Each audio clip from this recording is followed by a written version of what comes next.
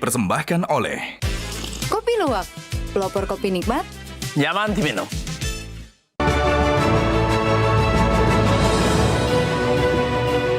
Selamat malam para pemirsa, ketemu lagi di Hot Room dengan saya Hotmar Paris. Premanisme berkedok ormas telah menimbulkan kesemasan di mana-mana. Mobil polisi dibakar, perusahaan disegel atas nama ormas, bentrok sesama ormas, sweeping di mana-mana, seolah-olah wibawa aparat hukum kalah sama wibawa ormas tersebut. Kemiskinan yang sangat tinggi dan juga tingkat pengangguran telah menimbulkan godaan yang sangat besar untuk masuk sebagai anggota ormas dengan seragamnya yang seperti militer, bahkan mobilnya pun menyamai mobil tentara. Tapi apa yang terjadi telah menimbulkan keresahan khususnya bagi dunia usaha. Ada ide untuk membentuk satgas. Undang-undangnya sudah ada, tapi seolah undang-undang itu tidak diberlakukan karena sering terjadi wibawa aparat hukum kalah sama wibawa ormas. Inilah Hot Room, ormas bikin cemas. Tidak boleh aksi-aksi premanisme yang mengatasnamakan organisasi-organisasi masyarakat. Jadi Satgas ini lebih utamanya adalah bagaimana menegakkan aturan-aturan yang sudah ada. Perintah Bapak Presiden bahwa preman harus tindak.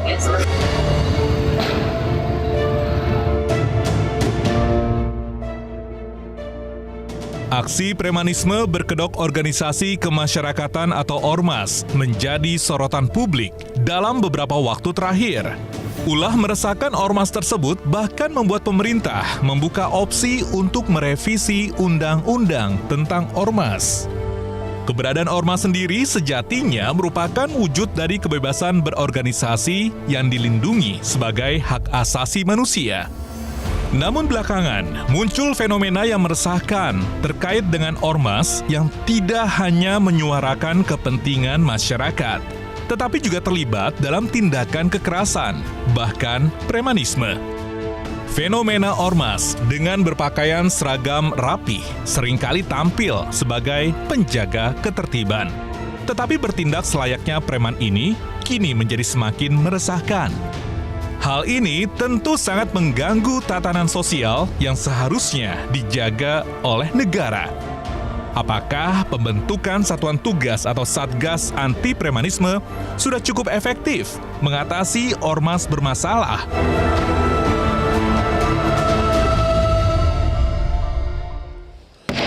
Di tengah keributan dan kecemasan terhadap ormas, jangan lupa pesan dari Hotman, minum kopi tanpa gula 3 kali sehari. Akan meningkatkan daya ingat, memperlancar metabolisme, dan bikin kau akan lebih segar seperti Hotman yang umurnya sudah terlalu tua di KTP. Tapi tetap semangat kerja berkat kopi luwak hitam premium. Ingat, kopi minum 3 kali sehari, agar kau jangan sampai lupa anak istrimu. Kopi luwak hitam premium. Pak Rifki, bagaimana Pak? Ini semua masyarakat sudah cemas. Seolah ada 2 nih lembaga penegak hukum. 1 ormas, 1 kepolisian, bahkan ada 3, 1 TNI. Apa pandangan Bapak juga begitu yang sekarang terjadi dari DPR? Yang jelas, apa yang dikatakan Bang Hotman bahwa negara kehilangan kewibawaannya itu adalah PR besar kita bersama. Apa? PR besar kita bersama. Bapak mengakui bahwa negara kehilangan wibawa? Dalam beberapa kasus kita lihat bahwa proses penegakan hukum relatif tidak dijalankan dengan baik. Salah siapa? Ya banyak hal, karena mata rantai penegakan hukum kan tidak bisa kita salahkan satu persatu, orang per orang. Nah, saya hadir di sini Bang Hotman sebagai Ketua Komisi 2 DPR RI karena Saudara Menteri Dalam Negeri sebagai mitra kerja kami itu mengusulkan perlunya revisi Undang-Undang Nomor 17 Tahun 2013 tentang organisasi kemasyarakatan. Saya katakan bahwa sejumlah norma di dalam undang-undang tersebut lebih dari cukup untuk kita melakukan dan undang-undang lain begitu banyak penegakan aturan dan penertiban terhadap organisasi masyarakat kita. Kalau tadi ada premanisme dalam tanda kutip berbaju ormas, sederhananya itu kan bagian dari tindak tindak pidana umum yang mestinya aparat penegak hukum bisa bergerak tanpa kemudian ada batasan-batasan apapun termasuk secara administratif untuk kemudian melakukan tindakan.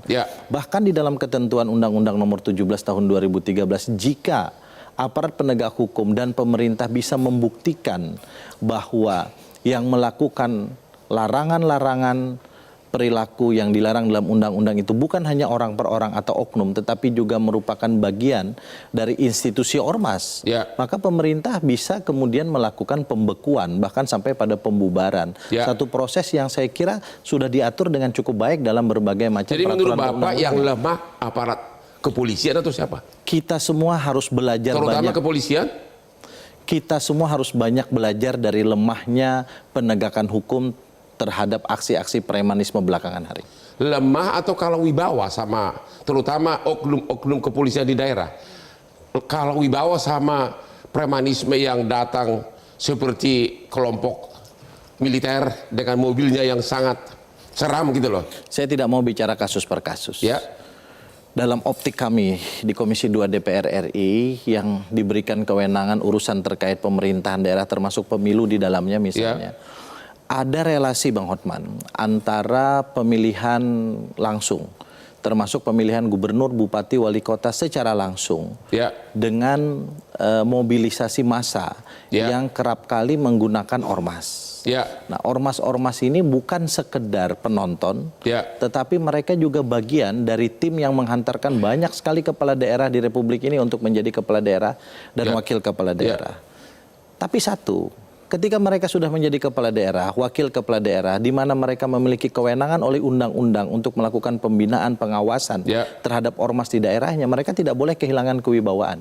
Yang kita lihat di beberapa tempat, karena peran ormas itu terlalu besar secara politik, maka kemudian beberapa kepala daerah merasa tidak memiliki kemampuan untuk melakukan pengaturan dengan cukup baik.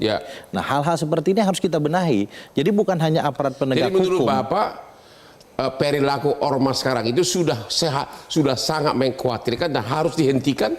Karena beberapa oknum di dalam pemerintahan kita yang diberikan kewenangan untuk melakukan penertiban pengawasan terhadap ormas itu merasa bahwa mereka memiliki konflik of interest yang dimana mereka tidak bisa menertibkan dengan cukup baik. Saya belum bicara di aparat penegak hukum, ini baru pada level misalnya kepala daerah yang diberikan kewenangan oleh undang-undang untuk melakukan penertiban dan pengawasan. Jadi, kalau aparat penegak hukum ini kan person harusnya sudah bisa dilakukan penertiban. Jadi menurut Bapak sekarang ini sudah tiba saatnya belum melakukan tindakan yang super ekstrim untuk menghentikan semua ini? Saya merasa dengan segala ketentuan undang-undang yang ada, termasuk undang-undang terkait dengan kitab undang-undang hukum pidana, itu sudah lebih dari cukup. Problemnya adalah hanya manusianya. Hanya proses penegakan hukum yang kemudian masih belum kita lakukan dengan baik. Bagaimana di Ansor? Ansor ini termasuk ormas yang belum ada noda dan cacat ya, atau bagaimana? Ya, semoga terus begitu dan kita berusaha untuk itu. Apa pandangan Anda terhadap kesemerawutan sekarang ini? Jujur saja, kita juga dirugikan dengan persoalan ini ya. Misalnya Ansor itu ormas, lalu tiba-tiba terjadi secara generatif bahwa ormas itu punya kelakuan yang dianggap destruktif di masyarakat. Yang sekarang ini menurut Anda sudah keterlaluan, sudah sangat merusak. Menurut saya begini, saya betul bahwa problem kita adalah problem proses penegakan hukum. Jadi sebetulnya tidak salah orang berorganisasi karena dalam iklim demokrasi yang sehat dibutuhkan organisasi masyarakat sipil yang kuat. Nah, problemnya adalah kita harus membedakan mana organisasi masyarakat betulan atau organisasi yang dalam tanda petik dia adalah organisasi kriminal misalnya. Nah, itu harus dibedakan. Jadi kalau semua tadi institusi tadi sudah terdaftar misalnya, dia dari sisi ADRT sudah qualified, sudah memenuhi. Dia punya ADRT yang tidak bertentangan dengan misalnya Negara Kesatuan Republik Indonesia, dengan Pancasila, dengan konstitusi dan lain-lain. Nah, tinggal misalnya tadi dikatakan oleh Pak Ketua Komisi 2, memang ini proses hukum yang penting untuk ditegakkan. Jangan karena noda titik rusak susu sebelah. Yang Anda lihat sekarang ini apa? Ormas kriminal atau apa? Ya, inilah yang tadi perlu kita diskusikan. Apakah misalnya kalau dulu apakah yang disebut sebagai preman itu kan sebagai sebuah bentuk resistensi terhadap konstruksi sosial. Misalnya dia hadir karena ada segelintir orang yang merasa termarginalkan secara ekonomi, terpojokkan secara sosial, lalu kemudian berkomuniti dan kemudian membentuk organisasi. Nah, problem berikutnya adalah ini semata-mata tidak lagi sekedar orang mempertahankan resistensi atau survive. Tapi problem berikutnya adalah mereka menjadi predator baru, berburu rente. Yang sekarang ini apa? Yang mana? Ya, ini kemudian tadi bertransformasi dan kemudian menghambat penegakan hukum karena tadi ada kolaborasi dalam hubungan simbiosis mutualis dengan para aktor politik. Aktor politik ini yang tadi dia punya instrumen, kalau di negara dia berarti punya instrumen lembaga-lembaga negara dan lain-lain. Seolah-olah menjadi sulit, padahal perangkatnya sudah ada, regulasinya sudah ada. Jadi menurut Anda keberadaan ormas sekarang ini dan kegiatannya sudah waktunya harus dibubarkan, dihentikan atau bagaimana? Ya, saya kira nggak bisa asal dibubarkan. Kalau kita negara hukum, ya semua harus melalui mekanisme pengadilan. Kalau dia terjadi misalnya karena dia sistemik, organik, masif, dan semua dari atas ke bawah kelakuannya sama, ya silakan. Yang Anda lihat sudah ada nggak ormas seperti itu yang sudah atas bawah kelakuan sama? Sudah ada nggak? Ya, yang kita lihat baru parsial ya, case by case. Misalnya tadi Bang Hotman sebut kayak case di Kalimantan, lalu kemudian ada case di Depok. Ini kan case by case ya. Nah, ini yang perlu ditelisik lebih lanjut oleh para penegak hukum. Tapi kan di medsos setiap hari sepertinya berita mereka terus yang kita lihat. Ya, saya kira kalau kita semua dalam posisi yang sudah khawatir, disinilah kemudian pentingnya mendesak kehadiran negara. Kenapa? Karena orang sudah tidak merasa terlindungi, dia akan melakukan hal yang sama, menjadi predatoris baru untuk bisa tadi bertahan dari kungkungan perilaku yang dianggap premanis. Menarik istilah yang disebut predator, pemangsa. Itu maksudnya siapa tuh? Ya, kan kita dalam konsep bernegaranya pertama, negara ini kan kalau dalam teori kontrak sosialnya jelas. Kita kehilangan kebebasan diserahkan negara agar negara melindungi kita, mengayomi kita agar kita bisa tidur nyenyak di malam hari, kira-kira begitu. Nah, kalau misalnya tadi aparat tidak terlihat nyata kehadirannya, misal, maka kita akan bergerak dalam bergerak ke arah seperti yang dikatakan oleh Thomas Hobbes, homo homini lupus. Kita ini saling memangsa, saling menjadi predator. Wah, ini ansor tapi ternyata istilah hukum homo homini lupus keluar juga ya. Manusia saling bercakar-cakaran. Jadi serigala bagi manusia yang lain ya. Serigala bagi, dan itu bisa terjadi kalau social order yang mestinya dimainkan oleh negara itu berantakan. Homo homini lupus, manusia saling bercakar-cakaran, itulah konsep awal kenapa ada hukum di dunia ini. Ketemu lagi di Hot Room.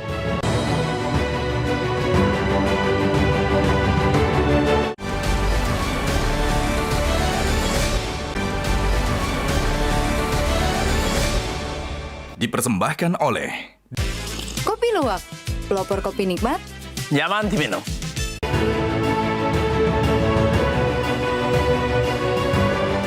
Ketemu lagi di Hot Room. Bapak Irjen Pol Arianto Sutadi, purnawirawan mantan polisi senior di Bareskrim. Ya. Apa yang Bapak lihat? Apakah benar bahwa wibawa aparat hukum khususnya kepolisian, terutama di daerah-daerah terpencil itu kalah wibawa sama ormas, dan apakah sangat membahayakan sekarang ini? Saya tidak akan menjawab itu langsung ya, itu kan hanya penjelasan subjektif. Saya lebih baik menerangkan apa yang terjadi di lapangan ini. Yang saya lihat yang sekarang ini adalah yang marah ya. Yang marah itu bukan ormas yang ganas brutal. Yang marah ini adalah premanisme. Premanisme yang semakin brutal. Semakin brutal? Ya, semakin brutal. Kenapa premanisme semakin brutal? Karena premanisme yang bertindak di mana-mana itu tidak segera ditindak, sehingga jadi merajalela. Nah dulu premanisme itu mengaku saya preman, saya butuh makan, kan gitu kan, meras dan sebagainya. Belakangan ini setelah reformasi terutama, itu banyak preman yang dalam melakukan operasinya itu saya LSM, gitu. Jadi ormas sekarang ditumpangi oleh para preman-preman itu melakukan kekerasan ini. Jadi yang kasihan sekarang ini adalah ormas-ormas yang baik. Seperti Ansor gitu ya? Iya. Jadi Jadi tidak semua ormas ada berapa ribu ya seluruh Indonesia. Terus yang terjadi berapa biji itu tadi. Dan itu tadi yang melakukan juga orang bukan pengurusnya kan, anggotanya di lapangan, anggotanya. Jadi sekarang ormas yang kebetulan anggotanya itu melakukan, dia bisa berdalih itu oknum, bukan anggota saya gitu kan. Nah, tapi kuncinya adalah kenapa ini menjadi marak? Itu karena begini, saya selalu melihat suatu kejadian itu dari ilmu saya sebagai penegak hukum ya. Satu, apakah aturannya sudah cukup? Tadi Pak DPR mengatakan gitu. Yang kedua, apakah implementasinya itu efektif apa tidak? Nah, ini dua ini kita lihat salah sekarang. Siapa? Bukan salah. Ini kenapa itu marak? Ini tadi karena kita lihat undang-undangnya sudah cukup.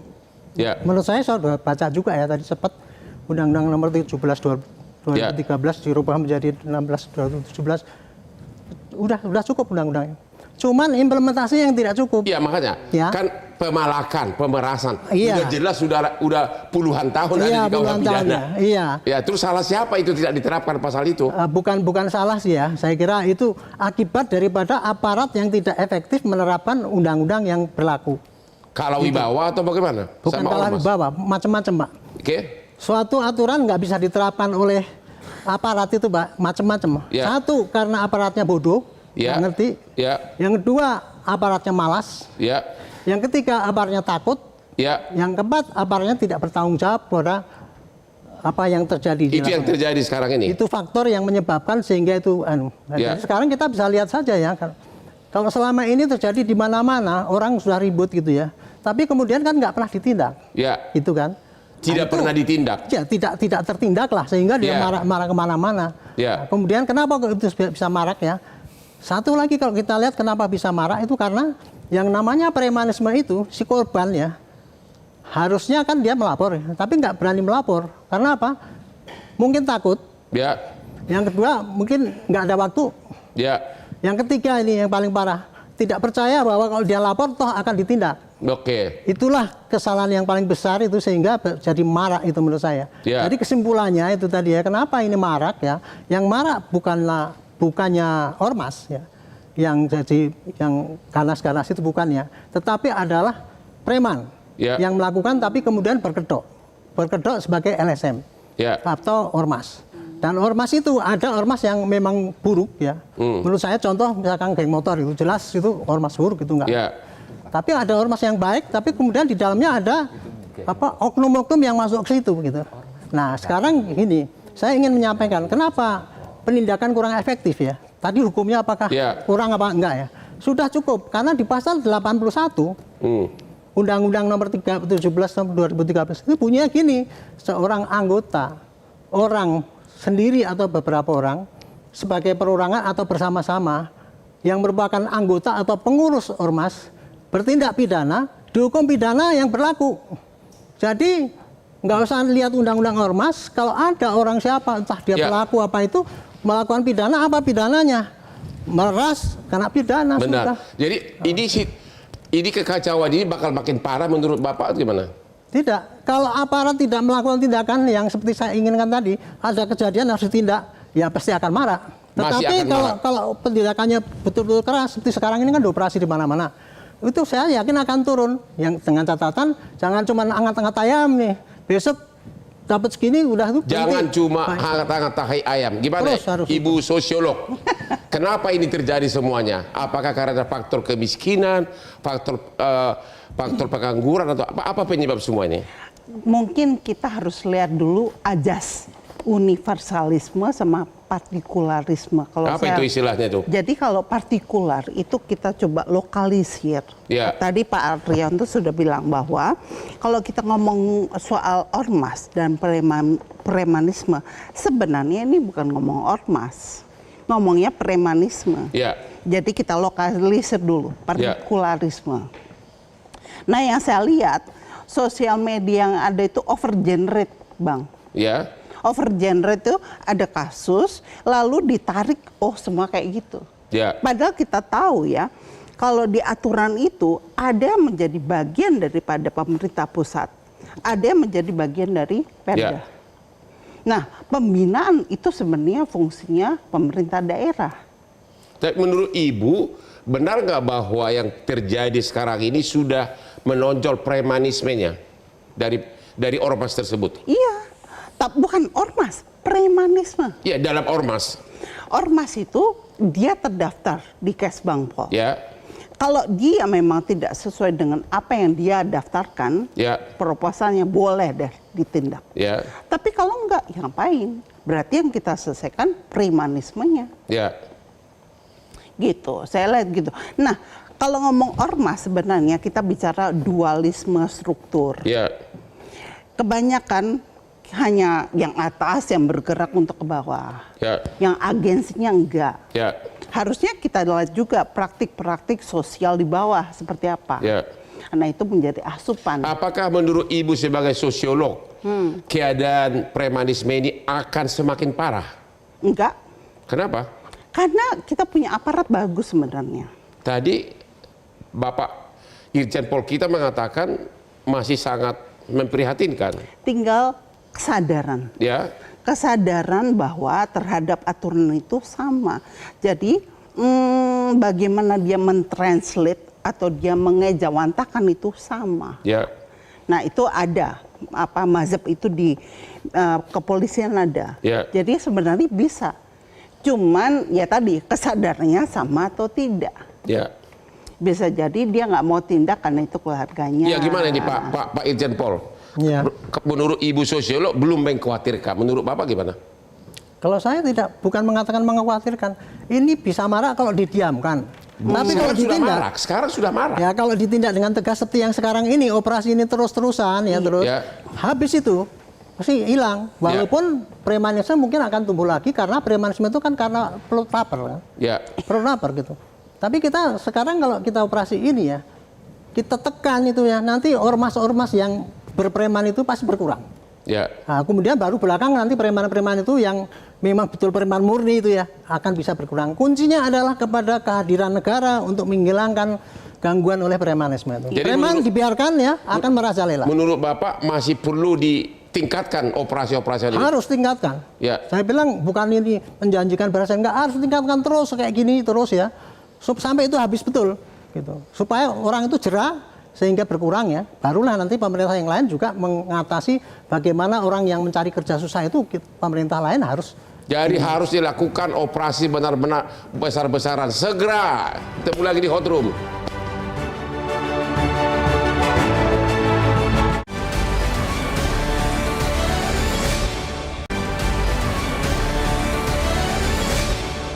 Dipersembahkan oleh Kopi Luwak, pelopor kopi nikmat, nyaman diminum. Ketemu lagi di Hot Room. Saya ingatkan lagi kepada para pemirsa, jangan lupa minum kopi minimum 3 kali sehari tanpa gula. Ya, kopi 3 kali sehari tanpa gula. Seperti Hotman selalu minum kopi luwak hitam premium.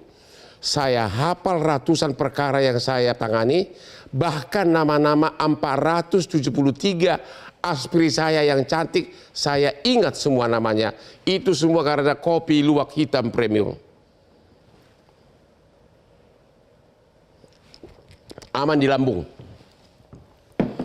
Bapak DPR kita, sekarang kan Satgas katanya sudah mulai aktif. Bagaimana mekanismenya? Dan yang kedua, apakah undang-undang ormas harus dirubah atau memang aparatnya yang kurang berani? Yang pertama saya tentu tidak tahu kerja Satgas bagaimana karena itu ada sudah mulai nggak karena itu ada di eksekutif. Tapi terlepas dari ada atau tidaknya Satgas, menurut pandangan saya, aparat penegak hukum yang ada sudah lebih dari cukup untuk kemudian kita menangani berbagai macam ormas. Peraturannya udah cukup. Yang kemudian kita anggap bermasalah dengan kedok premanisme yang tadi kita sebutkan. Dari sisi aturan, terutama undang-undang yang menjadi kewenangan konstitusional kami untuk melakukan pembahasan, untuk kemudian memutuskan apakah satu RU menjadi undang-undang atau tidak.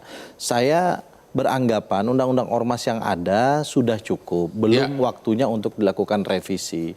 Kalaupun misalnya ingin melakukan penambahan-penambahan institusi negara atau kemudian baik yang permanen maupun ad hoc seperti Satgas ya, dan seterusnya, menurut pandangan saya cukup dilakukan melalui produk hukum berupa peraturan pemerintah. Bagaimana menangkis pembelaan?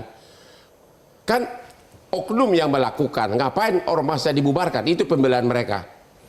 Kalau saya sepakat kok, karena begini, untuk membuktikan bahwa keterlibatan ormas secara institusional terhadap berbagai macam aksi premanisme itu kan satu delik dalam tanda kutip yang tidak mudah untuk dibuktikan. Kita punya pengalaman kok Bang Hotman melakukan pembubaran terhadap ormas tertentu beberapa tahun yang lalu. Kita punya pengalaman.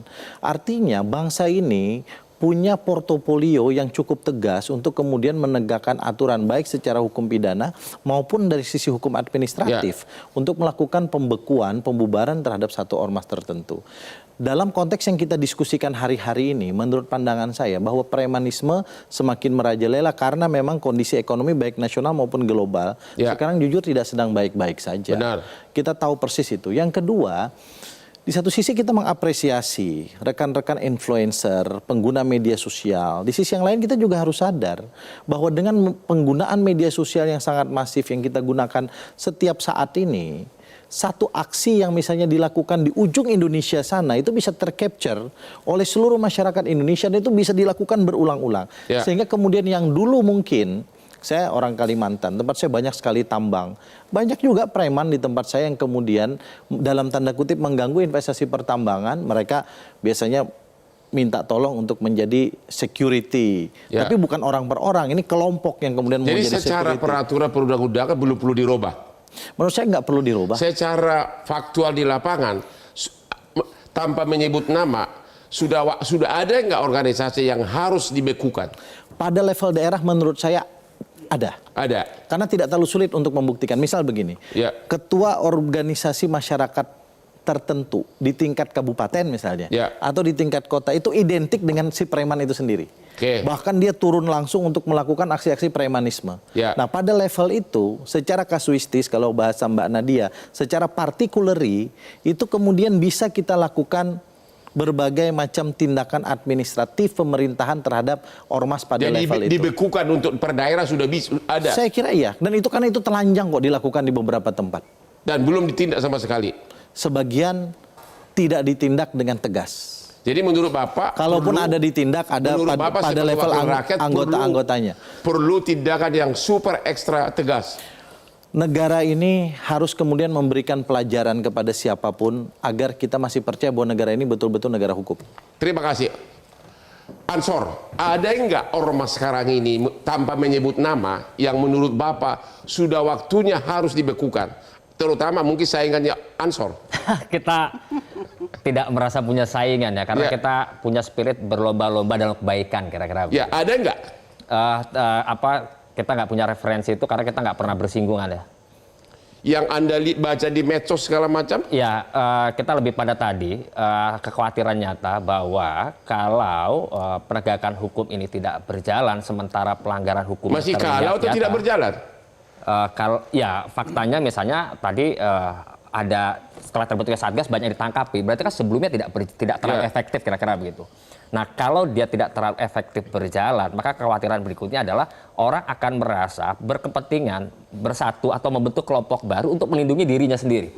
Nah, ini yang tadi khawatirannya adalah bisa jadi nanti clash berikutnya ini bukan antara orang biasa dengan kelompok atau gerombolan tertentu, tapi gerombolan dengan gerombolan. Tapi yang terjadi sekarang benar nggak bahwa orang masuk ormas untuk cari makan? Nah, di Ansor nggak, kita berkhidmah. Di tempat lain ya ada lihat yang heboh? Kita nggak pernah lihat, nggak pernah ngerti dan nggak mau tahu tempat lain karena kita punya vision yang berbeda, kita punya basic value yang berbeda, kita punya orientasi yang berbeda. Gimana sosiolog? Ada nggak sekarang ini orang masuk ormas untuk cari makan karena pengangguran?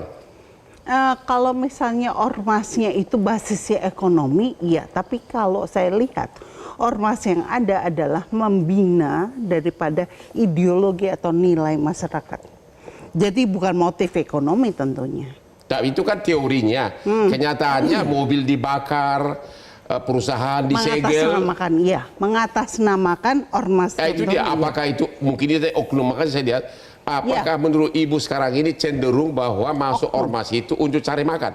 Oknum saja, dia mengatasnamakan ini untuk cari makan, tapi ormasnya sendiri tidak. Dan menurut Ibu sudah ada nggak organisasi yang sangat membahayakan karena oknumnya terlalu banyak menjadi preman? Kalau kita ngomong tadi premanisme, ya saya pikir premanismenya aja ditekan. Nggak bisa sampai 0. Tapi kita tahu bahwa kalau dia masih bisa di bawah 5%, itu aman. Sekarang ini dibandingkan 5 tahun lalu situasinya sudah sangat parah atau bagaimana menurut sosiolog? Kita lihat ya, sekarang ada variabel tertentu namanya sosial media. Ya. Jadi sosial media itu membuat satu kasus itu kesannya kita digiring ke situ untuk lihat. Ini kesan atau fakta? Sudah fakta bagaimana? Kalau fakta gitu ya, bisa jadi itu fakta diulang. Tapi tadi saya bilang over generate. Gimana nih Pak mantan penyidik? Over generate atau hanya kesan atau memang fakta sudah sangat parah di lapangan?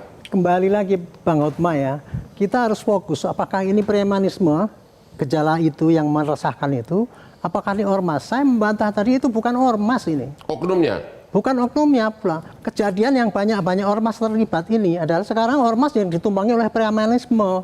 Itu yang terjadi itu. Jadi kalau tadi Bang Hotma tanya, apakah sudah ada ormas yang perlu dibubarkan untuk saat ini? Saya memang perlu ada yang dibubarkan, contohnya geng motor itu. Caranya gimana? Tinggal ini mestinya. Izin geng motor bukan ormas, Pak. Ya, saya nggak ngerti lah itu. Dia cuma hobi motor, naik motor, geber-geber, teriak huru-hara ya kan.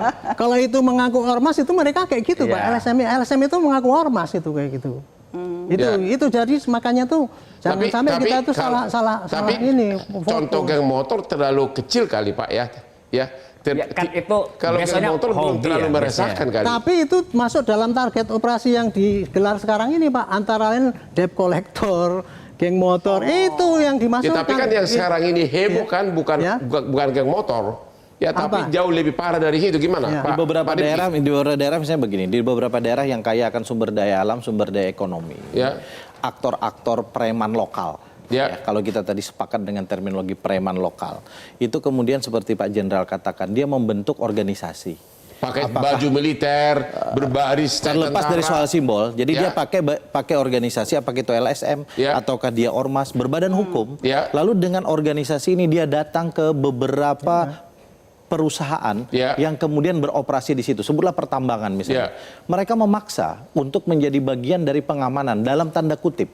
Yang kemudian setiap bulan harus dikeluarkan cost of security kepada mereka. Kalau kemudian itu tidak dilakukan, maka operasionalisasi perusahaan terganggu.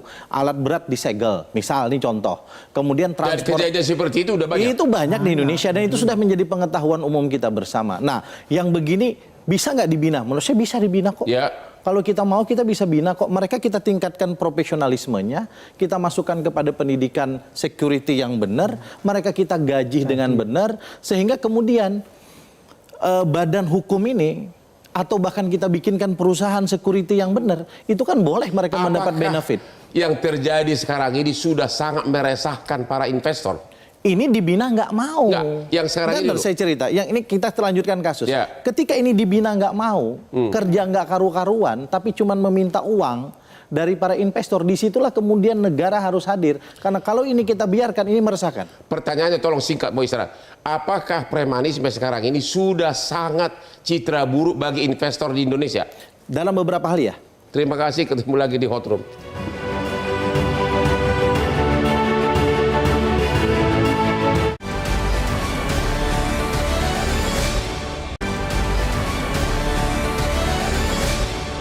Dipersembahkan oleh Kopi Luwak, pelopor kopi nikmat, nyaman diminum. Ketemu lagi di Hot Room. Pak Rifki, wakil rakyat kita di DPR. Tidak bisa dibantah bahwa premanisme oleh oknum ormas sudah menimbulkan kecemasan, baik masyarakat maupun pengusaha. Apa tindakan yang menurut Bapak perlu segera dilakukan oleh pemerintah Indonesia maupun oleh aparat hukum? Saya sudah kasih gambaran di sesi sebelumnya. Yang sangat urgen apa? Ya kalau memang asalnya itu preman, tapi hanya untuk melegalkan aksi premannya dia butuh badan hukum organisasi, apakah itu ormas atau bahkan perusahaan sekalipun, bubarkan. Dan orang per orangnya tindak secara pidana. Orang per orang tindak tegas secara pidana. Jadi perlu penegakan hukumnya diperberat gitu loh. Ya. Iya, dilakukan secara adil dan proporsional. Kalau merubah peraturan sudah cukup menurut Tidak Bapak? perlu. Sudah, karena Tidak perlu. di KUH pidana sudah puluhan tahun barang siapa pemeras, barang siapa itu sudah ada semua. Betul. Ya. Jadi perlu adalah tindakannya yang perlu. Betul. Ya. Gimana Pak Irjen Pol Arianto?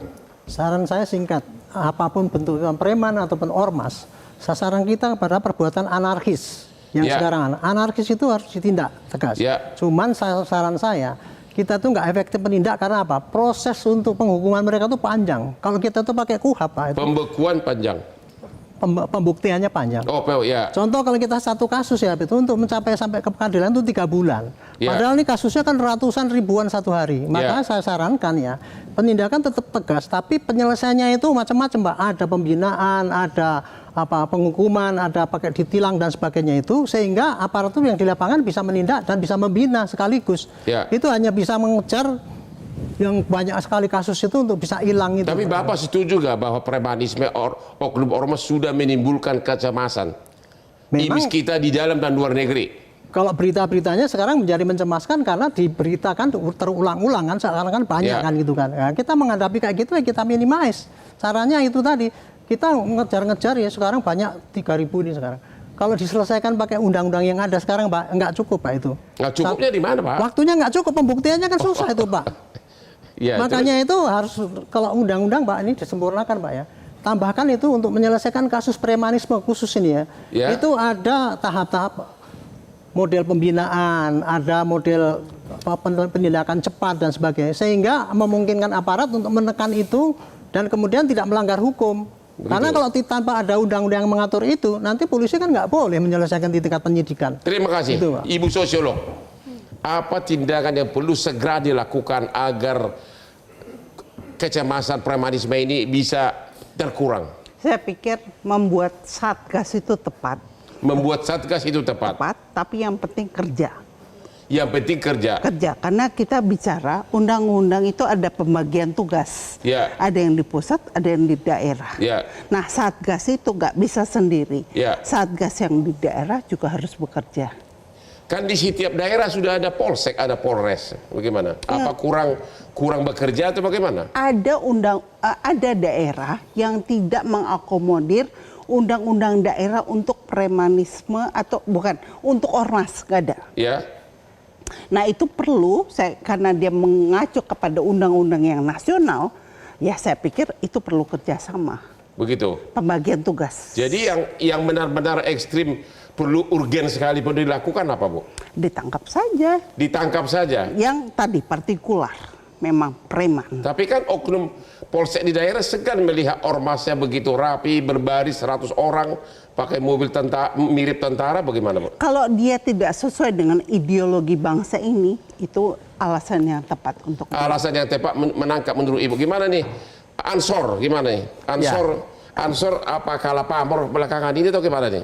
Kita nggak rebutan pamor karena kan dari dulu pamor kita sudah tinggi ya. Oh begitu. Ya, jadi kita nggak pernah problem soal itu. Jadi menurut saya begini, yang paling mendasar adalah segera akhiri hubungan simbiosis mutualis antara aktor politik dengan kelompok preman. Kenapa? Karena politisi ini diuntungkan dari kemampuan mobilisasi. Anda merasa bahwa politisi memakai mereka untuk kampanye? Betul. Untuk mobilisasi massa, kemudian kanalisasi suara dan lain-lain. Tapi jangan lupa kelompok preman ini juga butuh feedback. Apa feedbacknya? Dia butuh impunitas dari koneksi politik yang dimiliki aktor politik supaya dia terlindungi, merasa di atas hukum. Merasa di atas hukum. Jadi menurut Anda yang segera perlu urgen dilakukan untuk mencegah, mengurangi kecemasan investor dan pengusaha apa? Ini bukan hanya soal determinisme ekonomi, seolah-olah masalahnya semua adalah perut, bukan. Jadi misalnya gini, kalau kita baru teriak bahwa ini persoalan besar, itu masalah itu sudah dirasakan sehari-hari masyarakat di bawah. Bagi para pedagang di pasar, tukang jualan di kaki lima, mereka merasakan itu sehari-hari. Dan kita dulu lalai soal ini. Kita baru kaget, baru teriak setelah tiba-tiba muncul di berita media nasional asing. Setelah menjadi topik pembicaraan banyak orang soal investasi dan lain-lain. Menurut saya ini sesuatu yang mesti segera diselesaikan karena korbannya terlalu banyak sekali. Korbannya? Banyak sekali. Dan itu bukan hanya negara, bukan hanya negara dalam secara makro atau pengusaha besar. Tapi itu tadi yang saya bilang, mereka yang biasa sehari-hari menghadapi pemerasan, menghadapi pungutan ilegal, menghadapi tekanan luar biasa. Jadi menurut Anda yang perlu segera berperan ya Pak, kepolisian? Betul, karena dalam konstitusi kita yang memegang peran ketertiban masyarakat dan keamanan adalah kepolisian. Oke, demikianlah akhir dari diskusi kita malam ini. Mudah-mudahan aparat hukum segera bertindak agar berkurang kecemasan masyarakat, para investor dan para pengusaha di seluruh Indonesia. Ketemu lagi di Hot Room setiap hari Rabu jam 9 malam. Hanya di Metro TV. Silakan Pak.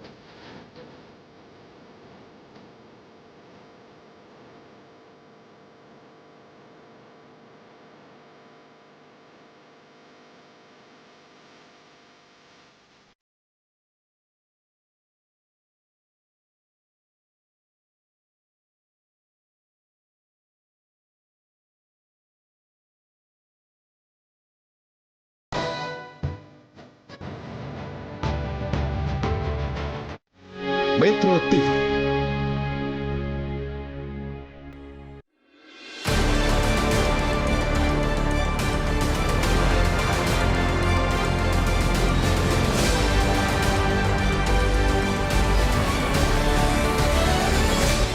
Jelajahi cara baru mendapatkan informasi. Download Metro TV Extend sekarang.